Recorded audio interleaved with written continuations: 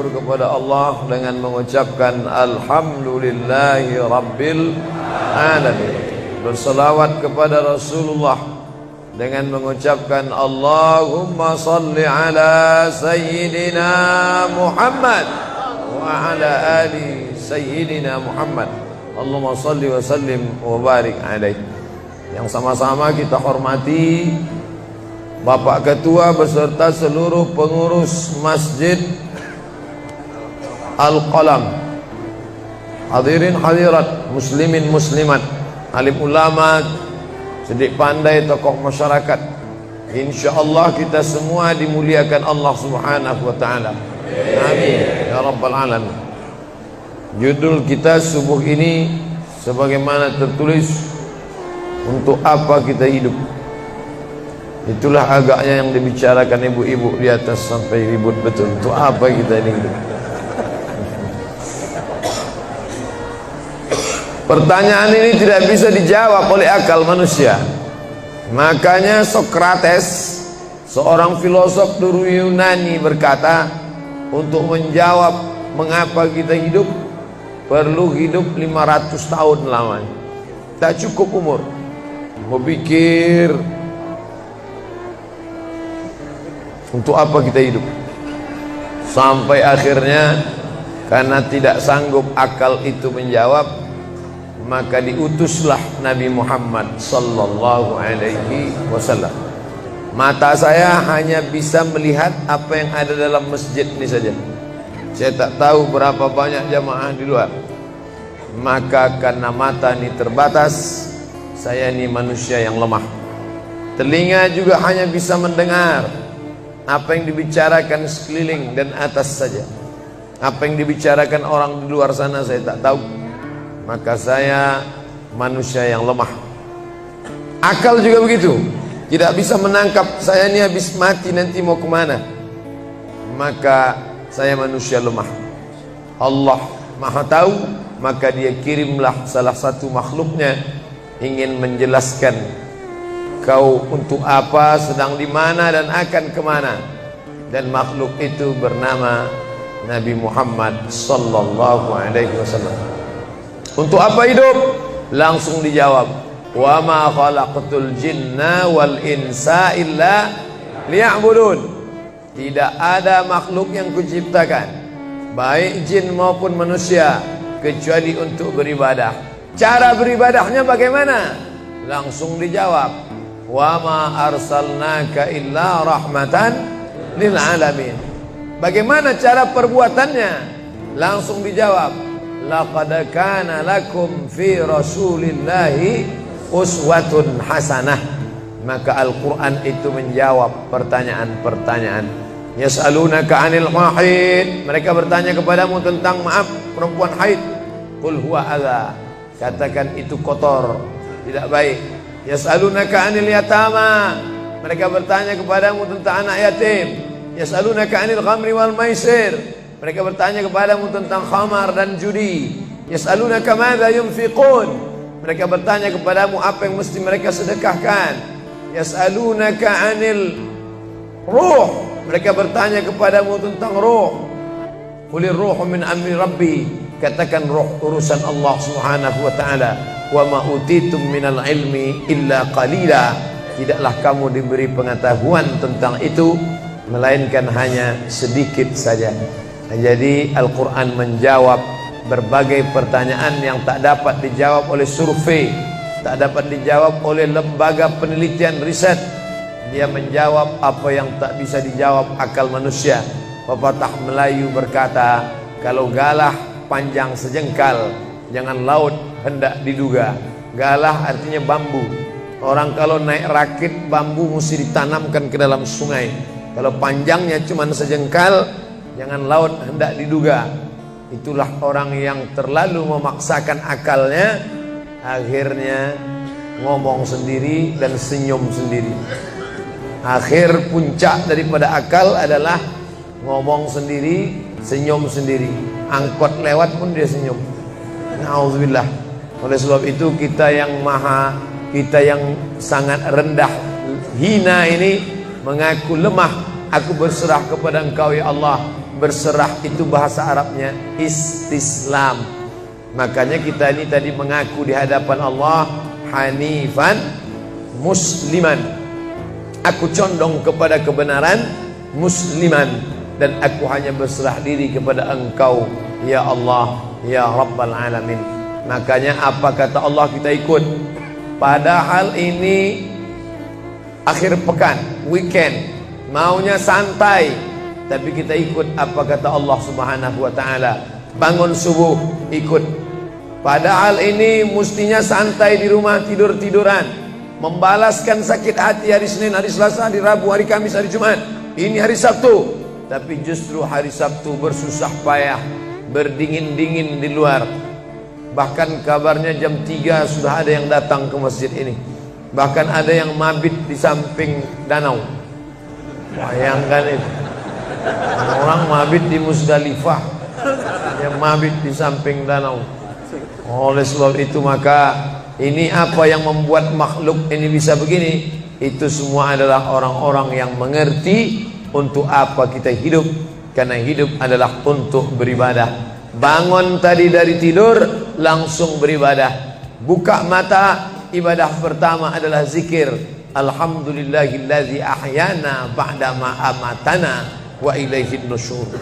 Masuk kamar mandi, tempat najis, kotor, bau, kotoran, tempat setan, tapi tetap menjadi ibadah. Dalam WC-nya pun ibadah. Dia masuk lagi ke kiri, dia katakan Allahumma inni a'udzubika minal khubusi wal khaba'is.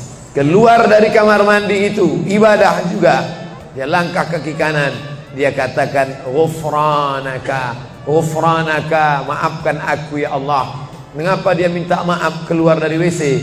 Karena selama di WC dia tidak menyebut Allah. Lidah yang diciptakan untuk beribadah, selama di dalam tidak beribadah, maka ibadah di dalam WC hanya hatinya saja berzikir. Tak boleh menyambut seruan azan. Terdengar suara azan masuk ke WC, Allahu Akbar, Allahu Akbar, Allahu Akbar. Oh, tak boleh. Tak boleh mengucapkan salam. Assalamualaikum, Nabi diam. Assalamualaikum, Nabi diam. 3 kali diucap, Nabi diam. Selesai keluar dari toilet, WC, barulah Nabi menjawab Waalaikumsalam warahmatullah. Karena tidak boleh menyebut nama Allah, maka minta ampun keluar dari WC. Karena lidah yang semestinya dipakai untuk menyebutmu ya Allah, berzikir mengingatmu ya Allah, tadi tak kupakai selama beberapa menit di dalam. Maka dia katakan ghufranaka. Lalu kemudian melihat wajah di cermin, mana tahu ada kotoran di mata. Jangan sampai kita berjumpa sama orang di masjid, orang senyum, kita senyum, yang disenyumkan orang kita. Maka lihat dulu baik-baik.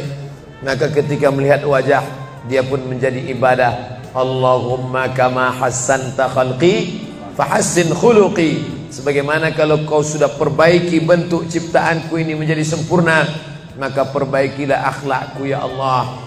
Lalu setelah itu berangkat dari rumah menuju masjid, beribadah juga. Bismillahi tawakkaltu ala Allah, la haula wala quwata illa billah. Setiap langkah kaki ke Masjid Al-Qalam ini bernilai 1 langkah menghapus dosa. Langkah kedua mengangkat derajat.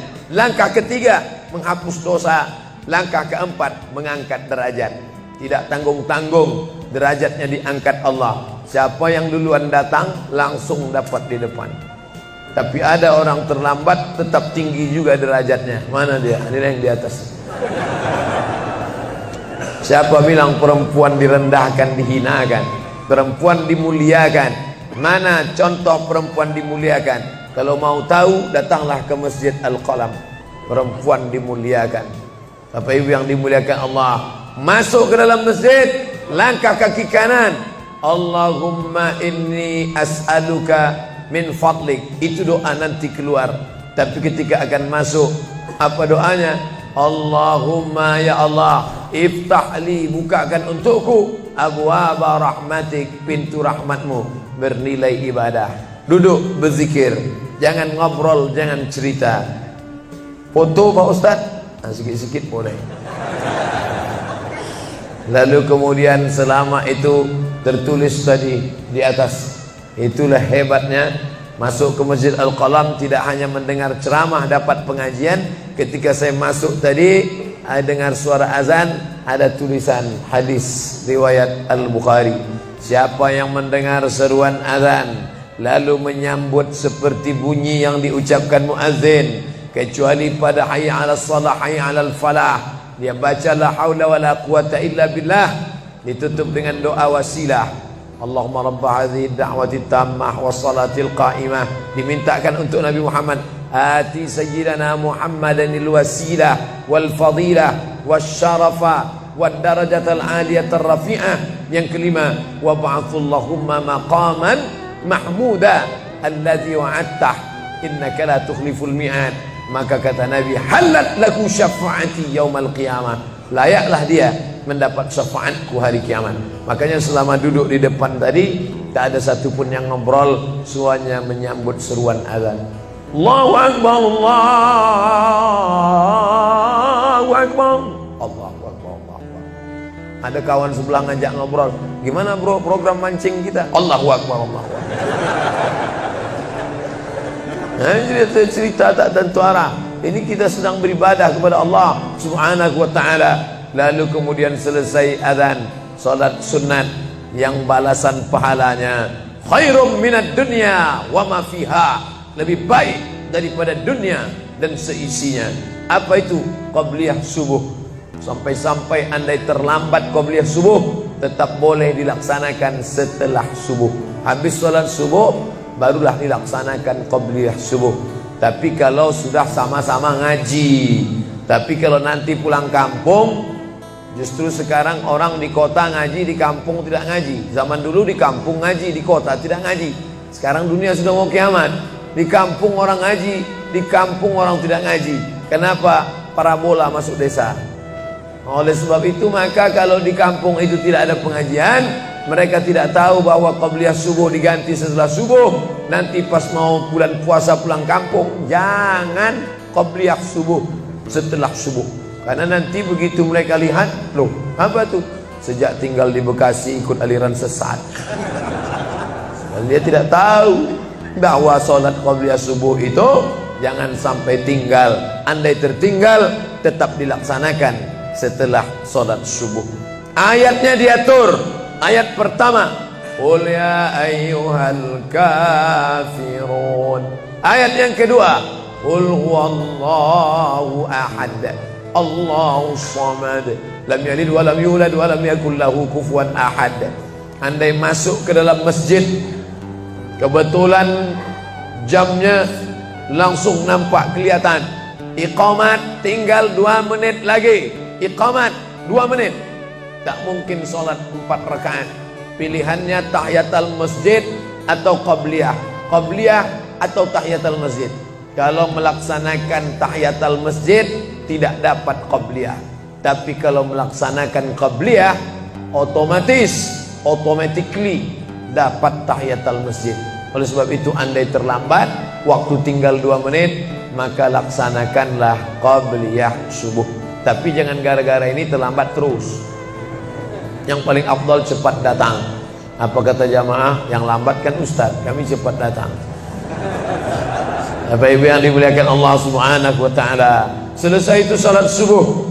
Kalau qabliyahnya lebih baik daripada dunia dan seisinya, apalagi salat subuhnya.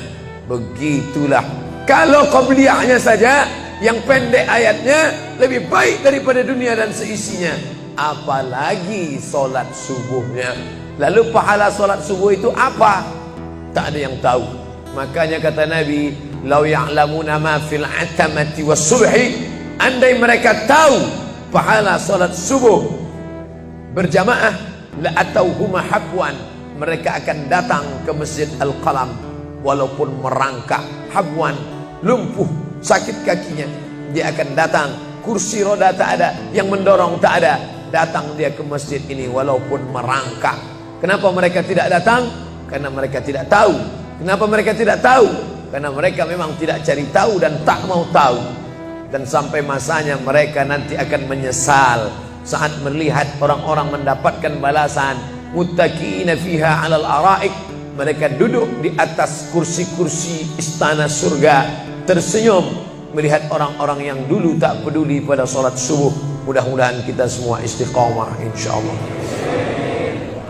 Jadi Ustadz, kalau hidup ini cuma untuk ibadah, sholat, masjid, baca Quran, zikir, gimana kami mau mencari nafkah? Gimana kami mau buka ruko? Gimana kami mau bisnis? Gimana kami mau tanam kelapa sawit? Gimana kami mau proyek batubara? Gimana kami mau ternak ikan? Ini mesti dipahami bahwa ibadah itu dibagi dua. Satu namanya ibadah mahdah, pure, original, murni, tidak bercampur dengan apa-apa. Yang satu lagi tidak ibadah tapi bernilai. Nah, ini mesti dipahami. Bapak yang masuk kantor dari jam 8 pagi sampai jam 4 sore itu ibadah. Karena kalau itu tidak ibadah, habislah waktu kita. Makanya yang bekerja niatkan ibadah. Sehingga kalau istrinya nanya, "Mas kok lama pulang?" Ibadah nih, Pak. Tapi jangan gara-gara ini di kantor itu ibadah, lalu ketika azan di masjid kantor berkumandang, hayya 'alas shalah, dia terus ngetik, "Mas, ayo ke masjid." Enggak, ini pun juga ibadah. Kau ibadah aja ke sana, aku ibadah di sini. Itu juga enggak benar. Karena ibadah itu dibagi dua. Satu yang murni, pure, tidak bercampur dengan apapun, namanya ibadah mahdhah. Salat, baca Quran, zikir, iktikaf. Tapi ada satu lagi tidak ibadah, tapi kalau diniatkan dia bernilai ibadah. Termasuk ibu-ibu yang hamil 9 bulan 10 hari itu ibadah. Kalaulah 9 bulan 10 hari itu tidak ibadah, betapa tidak adilnya Allah. Masa kita yang duduk-duduk di masjid dapat pahala ibadah, dia yang muntahnya, yang ngidapnya tak dapat ibadah. Tadi malam begitu sampai di airport langsung SMS masuk, "Ustadz, keluar dari pintu berapa? Ini ada perempuan ngidam mau ketemu." Saya keluar dari pintu 4, kami sudah standby di pintu 4. Lantai berapa? Lantai paling atas. Oke. Sampai di sana lihat perempuan tidak pakai jilbab, pakai celana jeans. Saya udah mau marah. Ini kenapa? "Mohon maaf Pak Ustaz, non muslim." Astagfirullah. Rupanya non muslim hamil ngidam mau jumpa Ustaz Somad. Mudah-mudahan anaknya jadi anak soleh. Biasa. Allahu Akbar. Bernilai ibadah. Lalu yang dapat pahala dari itu siapa? Dari mana ibu-ibu hamil muda itu tahu saya? Kenal saya di mana? Padahal dia dari Jawa, saya dari Sumatera. Ternyata ada orang beribadah yang tidak kita sangka ibadah. Tidak ada rukun, tidak ada syarat, tidak ada wajib, tidak ada sunat, tidak ada makruh, tidak ada mubah. Apa ibadahnya? Ya ini, merekam ceramah ini. Merekam ceramah ini ibadah. Memoto itu ibadah. Bayangkan resiko tukang foto. Saya sampai sekarang tukang foto itu resikonya nanti setelah tua matanya gini.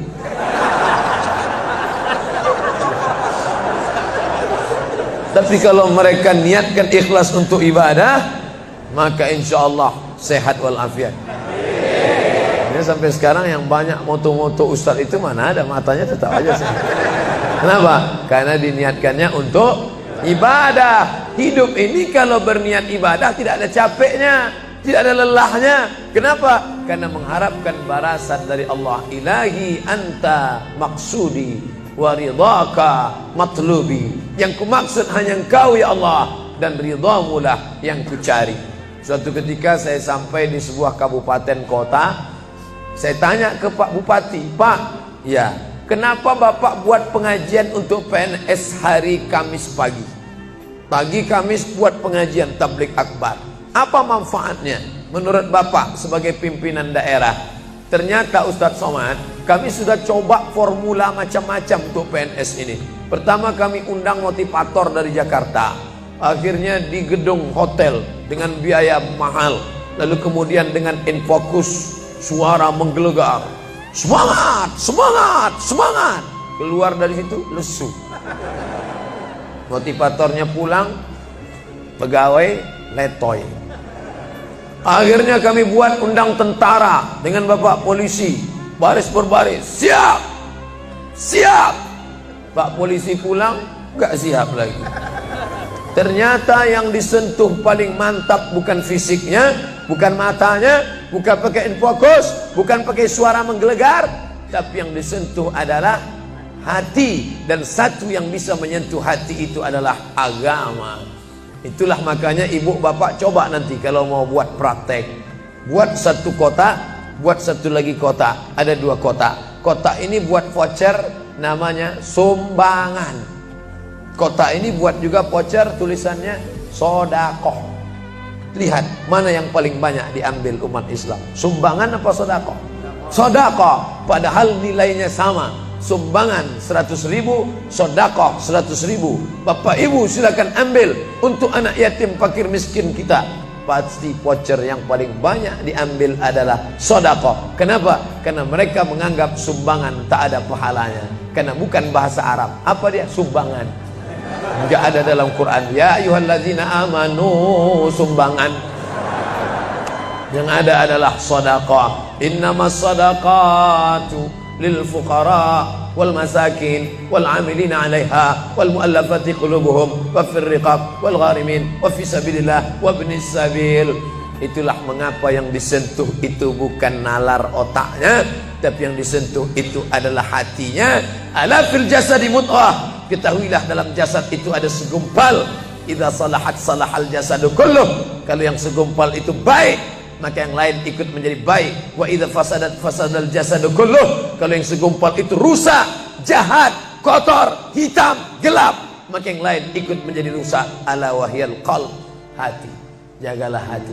Itu yang selalu dipesankan Ustadz kita Agim, jagalah hati. Jangan kau terserah. Bapak Ibu yang dimuliakan Allah, salah satu yang merusak manusia sekuler, membagi 2. Di masjid ibadah, di kantor tidak ibadah, fatal. Di masjid dianggap ibadah. Jangan heran kalau ada orang di masjid khusyuk, takut nengok ke atas, melihat hanya tempat sujud saja. Allahu Akbar, tidak mau lihat ke atas. Kenapa? Dia khusyuk. Tapi di kantor dia lebih setan daripada setan. Kenapa? Berasal dari pemahaman yang salah. Karena dia sudah bagi 2. Di masjid ibadah, di kantor tidak ibadah. Bahkan yang lebih fatal, yang kotor-kotor di kantor bisa dibersihkan di masjid. Kotor. Akhirnya untuk membersihkannya pergi dia ke masjid. Laundry yang paling besar Masjidil Haram. Sampai di sana nangis di pintu Ka'bah. Ya Allah, dah selesai bersih. Enak aja. Bukan begitu ajaran Islam. Labbaik Allahumma labbaik, labbaik Allahumma labbaik. Apa kata malaikat? La labbaik wala sa'daik. Kau tidak dapat panggilan, kau tak dapat kebahagiaan, kau tak dapat haji mabrur, kau tak dapat surga. Zaduka haram, karena kau berangkat dengan uang haram. Oleh sebab itu pemahaman Islam mesti utuh. Semua adalah ibadah. Kalaulah gerak tidak ibadah, betapa menyakitkannya bapak-bapak polisi di jalan raya kena panas terik, padahal dia tidak ada penutup kepala di atas, berkeringat berpeluh. Mereka tetap merasakan itu sebagai ibadah. Tentara yang membela negara, angkatan laut di perbatasan sana, datang kapal-kapal perompak dari Thailand ingin mengambil ikan kita, tenggelamkan. Itu kalau tidak nilai ibadah, dia takut. Jangan-jangan sebelum kita tenggelamkan, kita duluan ditembaknya tenggelam. Maka itu mesti ada nilai ibadah di dalamnya. Itulah yang membangkitkan semangat jihad. Jamaah bertanya, Ustadz kemarin dari Jambi, terus kemudian terbang ke Miri, besok baru pulang ke Pekanbaru. Apa Ustadz? Saya lihat Ustadz dari tadi mengantuk saja. Iyalah, sampai tadi malam ke hotel jam 12, baru tidur jam 1 karena ada yang mau ditulis. Jam 3.30 sudah bangun ceramah. Tapi begitu berjumpa dengan jamaah orang ramai, bangkit semangat. Habis ceramah ini tanya jawab, semangat lagi. Habis itu baru lesu. Dan tidurnya itu pun ibadah. Bayangkan, tidurnya itu ibadah. Itulah mengapa banyak orang pengajian sambil oh, ustadz menyindir ya? Tidak. Saya termasuk ustadz yang tidak pandai menyindir. Saya termasuk ustadz kalau dipesan request untuk menyindir, saya tidak pandai. Kenapa? Karena saya pernah menyindir orang. Ustadz, tolong ustadz sindirkan. Ini ada jamaah yang sudah sedekah tapi mengambil uangnya kembali. Siapa yang bersedekah mengambil uangnya kembali? Kal kalbil ladzi ya'udu ila qaihi, sama seperti anjing yang menjilat muntahnya kembali. Selesai pengajian, mohon maaf Pak Ustaz, yang disindir nggak datang. Oleh sebab itu tak ada gunanya sindir menyindir. Kalau mau to the point, mana orangnya face to face, langsung saja tembak 12 pas, gol. Bapak Ibu yang dimuliakan Allah, maka mesti dipahami dengan benar. Di Masjidil Haram ibadah, di rumah pun kau ibadah. Istri yang dari mulai pagi memasakkan suami, dibantu oleh pembantu membuatkan minuman, membesarkan anak, menyusukan anak 2 tahun lamanya, melahirkan, meregang nyawa ibu melahirkan anak, ibadah. Makanya kalau dia meninggal dunia saat melahirkan, matinya mati syahid. Saking senangnya suaminya mendapatkan seorang istri yang syahid, tak menangis dia. Begitu tegarnya bapak, tidak meneteskan air mata. Tidak Pak Ustaz, aku melepas seorang syahid, 3 syahid lagi siap menanti. Peace, damai. Biasanya ibu-ibu kalau bawa cerita ini, kalau gini pulang aja lah kita kan. Nah, bercanda. Serius sekali. Nah, tapi yang saya katakan tadi itu semuanya ibadah badan. Melangkah dari rumah, ibadah badan. Membukakan mata, ibadah badan. Mendengar ceramah, ibadah badan. Membaca Quran, ibadah badan. Berzikir, likulli sulama minkum sadaqah. Setiap tulang-tulang sendi ada sedekahnya. Subhanallah, subhanallah, subhanallah, subhanallah, subhanallah, subhanallah. Itu ibadah badan. Tapi ada bukan ibadah badan. Apa dia? Itulah yang 7 macam. Zakat, wakaf, infak, sedekah, wasiat, hibah, ghanimah. Nah, itu ibadah harta. Mana yang lebih banyak? Ibadah harta apa ibadah badan? Ibadah badan. Kalau ibadah harta tak banyak. Zakat, wakaf, infak, sedekah, wasiat, hibah, ghanimah, rampasan perang. Tapi kalau ibadah badan, setiap gerak adalah ibadah. Makanya kita mesti bergerak. Di kulli harakah barakah. Setiap ada gerak pasti ada berkah. Makanya tak boleh tidak bergerak. Air sumur kalau tidak ditimba, air itu akan busuk, butek, warnanya pun tidak ada seperti minyak di atas. Mata air mesti terus berganti. Darah harus tetap mengalir, jantung harus tetap berdetak. Makanya jangan pernah kosong dari aktivitas. Fa iza farata fansab. Selesai dari satu ibadah, pindah ibadah lain. Selesai ibadah tegak, pindah ibadah ruku. Habis ibadah ruku, pindah ibadah tegak. Habis ibadah tegak, pindah ibadah sujud. Habis ibadah sujud, pindah antara 2 sujud. Selesai sudah salat, lalu kemudian puasa. Selesai puasa, lalu kemudian berzakat. Selesai zakat, lalu kemudian mengitari Ka'bah. Subhanallah walhamdulillah wa la ilaha illallah wallahu akbar. Selesai itu melontar jumrah. Selesai itu menggunting rambut. Selesai itu berzikir. Tidak pernah kosong. Sampai kapan?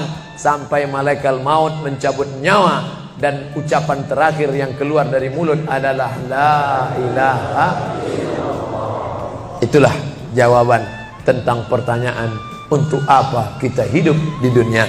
Nanti kalau ada anak, ibu, bapak, tetangga, kawan, sahabat, andai tolan bertanya, untuk apa kita ini hidup? Tak usah jawab, putarkan aja videonya. Itulah enaknya zaman sekarang. Kalau dulu mesti diingat. Saya dulu pulang sholat Jumat, mak saya manggil, sini ya mak, ceritakan apa isi khutbah khotib tadi di masjid. Gini. Itulah awal saya ceramah. Jadi saya paham mengapa saya menjadi ceramah sekarang. Dan saya tidak pernah merasa menceramahi bapak ibu. Saya tidak pernah merasa mengguru-gurui. Saya hanya seperti seorang anak sedang bercerita pada ibunya saja. Tadi mak, kata khotib itu begini. Anak sekarang enggak. Apa kata khotib tadi? Ini MP3-nya. Bapak Ibu yang dimuliakan Allah Subhanahu wa taala, ibu yang mendidik anak-anak ibu, ibadahnya luar biasa. Itulah mengapa ibu lebih tinggi derajatnya daripada laki-laki. Ilzam rijlaiha, kau urus tapak kakinya, fathammal jannah, kau dapati surga di sana. Di bawah tapak kakinya surga, al jannatu surga, tahta di bawah aqdam kaki al ummahat, ibu-ibu. Kenapa begitu? Karena ibadah dia yang luar biasa, tidak bisa dilakukan oleh laki-laki. Salat kita bisa, puasa kita bisa, tawaf kita bisa, sa'i kita bisa, melontar jumrah kita bisa, tahallul kita bisa. Tapi ada yang kita tak bisa. Apa dia? Mengandung kita tak bisa. Siapa yang mau coba mengandung, keluar dari sini, ambil bola voli, ikat di perut. Melahirkan kita tak bisa. Siapa ingin coba melahirkan, keluar dari sini, telanlah jeruk bulat-bulat. Habis itu keluarkan bulat-bulat. Menyusukan kita tak bisa, dan itu ibadah. Tapi bukan ibadah mahdha. Dia tidak selevel dengan salat, zakat, puasa, haji. Tapi ibadah ini berkualitas. Ibadah badan sudah, ibadah harta sudah. Ada ibadah yang terakhir, yang ketiga. Kalau ibadah badan berkeringat, lelah, capek. Ibadah harta, duit habis. Tapi ada ibadah satu lagi, tak nampak di mata. Apa dia? Ibadah hati. Itulah dia ikhlas. Orang yang ikhlas tak tampak. Ikhlas, ridha, qanaah, tawakal, zikir, muhasabah, muraqabah, tazkiyatun nafs, mensucikan hati dari penyakit hati, riya, sum'ah, takbur, sombong, hasad, busuk hati. Itu ibadah. Kenapa begitu? Disitulah letak adilnya Allah. Man bana masjidan, siapa yang bangun masjid, banallah mislahu baitan fil jannah, dibangunkan Allah untuknya satu istana di dalam surga. Bapak ibu yang ikut membangun masjid ini, mudah-mudahan diberikan Allah Ta'ala balasan melimpah ruah. Kami nggak bisa Pak Ustaz, jangankan bangun masjid, buat rumah kami aja kami nggak bisa. Allah Maha Adil. Kalau kau tidak bisa dengan ibadah harta, maka engkau dengan ibadah tangan. Apa dia? Ikut gotong royong masjid. Nampak ada pembangunan masjid, ikut ngecornya, pasangnya. Tapi dengan syarat menyelesaikan masalah. Jangan buat masalah. Man shalla isnatai asyrata rakaah, siapa yang salat 12 rakaat fil yaumi wal lailah, sehari semalam, bunyalahu bihinna baitun fil jannah, dibangunkan untuknya satu istana di dalam surga. Sama macam orang yang bangun masjid, salat 12 rakaat. Kamu bisa bangun masjid? Bisa. Bagus. Kamu? Saya nggak bisa. Amal saya apa? Tenang, ada amal. Allah Maha Adil. Salat 12 rakaat. 2 rakaat sebelum subuh, 4 rakaat sebelum zuhur, 2 rakaat setelah zuhur, 2 rakaat setelah maghrib, 2 rakaat setelah isya. 12 rakaat. Saya nggak bisa Pak Ustaz, sedang terbaring di rumah sakit, kaki sakit, kepala sakit, hati sakit, jantung sakit. Stop, jangan lanjutkan. Aku tak sampai hati mendengar penderitaan. Jadi amal saya apa Pak Ustaz? Ada satu amalmu. Apa dia? Ridha, menerima takdir Allah Subhanahu wa ta'ala. Sakit Pak? Tidak. Kenapa? Sakitku hilangkan hatiku ridha. Man lam yasbir bibalai, siapa yang tak sabar dengan bala ujianku, walam yarda bi qada'i, yang tak ridha dengan takdirku, falyatlub rabban siwaya, carilah Tuhan selain aku. Kau sabar, kau ridha menerima itu. Apa balasannya? Lebih hebat daripada balasan orang yang bangun masjid, lebih besar daripada balasan 12 rakaat salat. Innama yuwaffas sabiruna ajrahum bighairi hisab. Orang yang sabar itu balasannya bighairi hisab, tak dapat dihitung, tak dapat dikira, unlimited. Begitulah Allah Maha Adil. Untuk apa kita hidup? Hidup untuk beribadah. Ibadah apa yang kita lakukan? Ibadah badan, ibadah harta, ibadah hati. Yang sudah melaksanakan tiga-tiganya, alhamdulillah. Yang baru melaksanakan satu, tambah. Yang satu pun belum, innalillah. Masjid ini besar. Kadang kita bangga masjid besar, rupanya APBN, anggaran pendapatan belanja negara.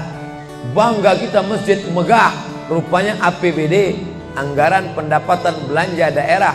patutlah masjidnya di tengah hutan, karena di situ tanah yang murah.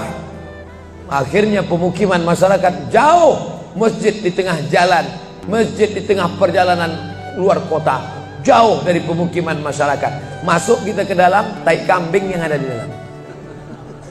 Tapi masjid ini megah, mewah, 2 lantai, lengkap dengan kubah yang besar.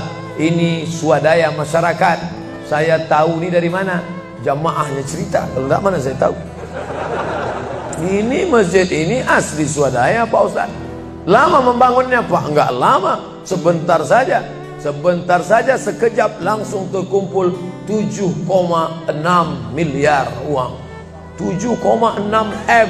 Itu kalau dibelikan cendol berenang gitu. Bayangkan itu. Bisa terkumpul masyarakat. Padahal ibadah yang paling berat, ibadah harta inilah. Banyak orang kalau diajak iktikaf, banyak. Ayo kita iktikaf, ramai.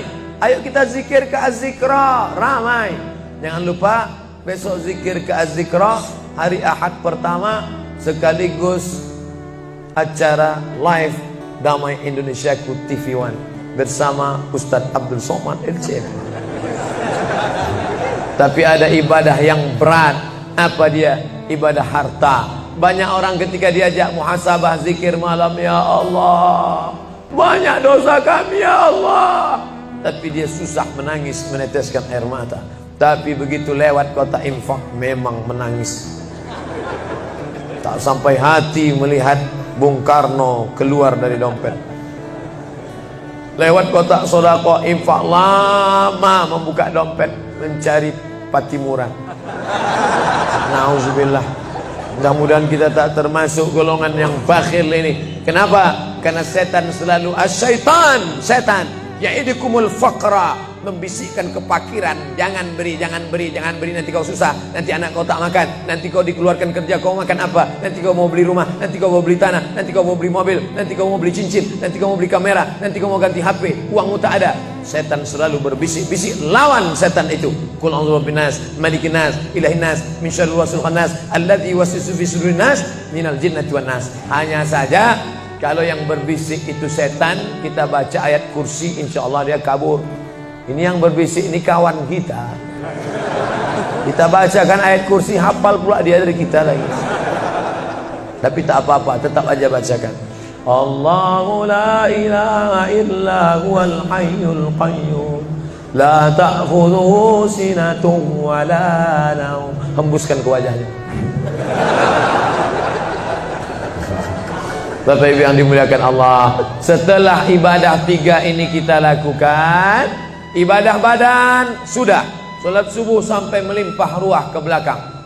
Saya dengar suara hati tadi, lapor, tenda sudah penuh, sudah melimpah ke jalan. Masya Allah. Ibadah harta sudah 7,6 M. Ibadah hati sudah, sabar, ridha, qanaah, tawakal. Tapi jangan lupa, datang merusak yang 3 ini, perkelahian, merusak ukhuwah Islamiyah. Masjid yang besar, kalau sudah kelahi di dalamnya, tinggal kelahi, tak lagi ada persatuan. Masuk masjid bukan baca doa pintu masuk masjid, malah masuk masjid ngelihat kira-kira dia di mana ya. Oh dia di sana, gua di sini lah. Oh di sini, dia di sini. Sampai akhirnya suatu hari terlambat, lupa ngelihat. Allahu Akbar, rupanya dia di samping. Jangan kelahi. Wa'tasimu bihablillah, berpegang teguhlah dengan tali Allah. Tali Allah itu apa? Al-Quran dan Sunnah. Apalagi ulama, nggak ngerti Quran, nggak ngerti Sunnah, tanya ulama. Al-ulama warasatul anbiya. Wa'tasimu bihablillah, berpegang teguh dengan tali Allah. Wala tafarraqu, jangan berpecah belah. Coba lihat bunyi ayatnya. Andai ayat itu sampai bihablillah titik sudah cukup. Berpegang teguhlah dengan cara tali Allah, cukup. Mengapa ujungnya tetap ditutup wala tafarraqu, jangan berpecah belah? Karena banyak orang yang sudah baca Quran, sudah sholat, sudah puasa sunat, tapi hatinya pecah bercabang. Galah patah boleh disambung, kaca retak boleh direkat, hati rusak kemana obat akan dicari. Oleh sebab itu kalau ada fitnah-fitnah, tabayun, klarifikasi. Jangan suudzon. Ijtanibu katsiran minaz-zan. Kepengurusan masyarakat, jamaah, sayang kebersamaan rusak. Gara-gara apa? Gara-gara nila setitik rusak susu sebelanga. Gara-gara api di dalam sekam, ada kulit padi bertimbun, di dalamnya itu ada setitik api, tiba-tiba api menyala, akhirnya semua menjadi abu, dan abu dihembus angin, tak berkesan sama sekali. Hilang 3 ibadah. Ibadah badan hilang, ibadah harta hilang, ibadah hati hilang. Gara-gara apa? Berkelahi. Ingat, setan tak pernah berhenti. Inna syaitan, setan ya isa an ya'budahul musallun. Setan kalau sudah melihat orang sholat, dia tidak lagi goda mereka untuk menyembah, sembahlah aku, sembahlah aku, sembahlah aku, sembahlah aku. Tidak. Tapi apa yang dia lakukan? Walakin fit tahrish, menanamkan permusuhan ke dalam hati orang yang sholat. Kejaga ini. Jangan kita bertengkar gara-gara masalah khilafiyah. Saya kalau jadi imam di masjid dekat rumah saya jadi imam, saya baca kunut. Dan imam-imam dekat rumah saya itu saya pesan harus baca kunut, karena saya berpegang mazhab Syafi'i. Tapi ketika sholat di Masjid Al-Qalam, saya tidak tahu jamaah di sini pakai kunut apa tidak. Saya tidak ingin merusak kebiasaan mereka. Mana tahu mereka ikut mazhab Hambali, mana tahu mereka Muhammadiyah, saya tidak tahu. Maka ketika diminta jadi imam, Ustaz jadi imam, batuk. Saya tak mau merusak, biarlah imam tetap saja. Rupanya imam di Masjid Al-Qalam tidak baca kunut, ya saya tetap ikut sholat. Apakah perlu saya ulang sholat saya? Tidak. Sholat saya sah, karena apapun ormasmu, apapun mazhabmu, mau NU, mau Muhammadiyah, mau Perti, mau Persis, mau Al-Irsyad, mau Jamaah Tabligh, mau FPI, mau mazhab Hanafi, mazhab Maliki, mazhab Syafi'i, mazhab Hambali, semuanya sepakat sholat subuh itu wajib. Jadi yang wajib aja kita laksanakan. Adapun perbedaan teknisnya, yang satu pakai usolli, yang satu nggak pakai usolli, yang satu ngangkat tangannya ke telinga, yang satu ngangkat tangannya ke bahu, yang satu bismillahnya jahar, yang satu bismillahnya sir, yang satu ayatnya panjang, yang satu ayatnya pendek, yang satu pas mau turun sujud tangan duluan, yang satu lutut duluan, yang satu duduknya tapak kakinya duduk di tapak kaki kiri, yang satu duduknya langsung pantatnya ke lantai, yang satu telunjuknya ngangkat sekali, yang satu berkali-kali. Itu masalah teknis simple sederhana. Ada masalah yang lebih besar. Apa masalah kita yang lebih besar? Membeli tanah baru untuk buat sekolah Islam, membeli tanah baru, ruko baru untuk buat apa? 212 mat, kita mat. Orang Islam belanja di warung Islam. Alangkah indahnya, selesai acara sholat subuh bersama, pengajian bersama, selesai itu belanja beras minyak goreng bersama. Serbu. Sehingga bangkitlah ekonomi umat. Berapa pegawai bisa ditampung bekerja? Langsung membeli beras ke tempat-tempat tanaman masyarakat, sehingga mereka tidak menjadi korban rentenir. Musim menanam diulur, kasih pinjaman pupuk, pinjaman tanah. Masa musim manen ditarik, mereka menjadi korban rentenir lintah darat. Disedot darah mereka sampai kering dan mati. Kita selamatkan dengan apa? Dengan market. Masjid punya market. Saya beberapa kali meresmikan market punya masjid di Masjid Raya Batam, Masjid Agung Batam. Itu di bawahnya ada super mini market untuk jamaah. Kemarin pulang dari Pulau Bintan, itu juga meresmikan di Dumai. Begitu juga. Nah, ini 212 Mart. Terserah namanya apa. Ada 212 Mart, ada namanya Kita Mart, atau bisa juga buat Somart. Nah, bisa. Bapak Ibu yang dimuliakan Allah Subhanahu wa taala, maka visi misi kita ke depan, jauh melihat ke depan. Kami harus punya pusat perbelanjaan komunitas muslim, kami harus punya komplek perumahan muslim. Nah, ini semua yang akan menyelamatkan kita. Kalau sudah begitu, maka mengertilah untuk apa kita hidup, dan setelah itu kita pun mati dalam keadaan tenang. Baru anak kita bisa berkata, mari kita antar jenazah almarhum Abdul Somad menuju tempat peristirahatan terakhir, karena memang benar-benar istirahat. Tapi berapa banyak orang tidak istirahat karena amal badan tak ada, amal harta tak ada, amal hati tak ada, tak pernah memikirkan masjid, tak pernah memikirkan umat, tak pernah memikirkan belanja umat, tak pernah memikirkan pendidikan anak-anak umat. Akhirnya mati yang layak untuk dia. Mari kita antar dia menuju azab pertama, akan menyusul azab-azab berikutnya. Na'udzubillah.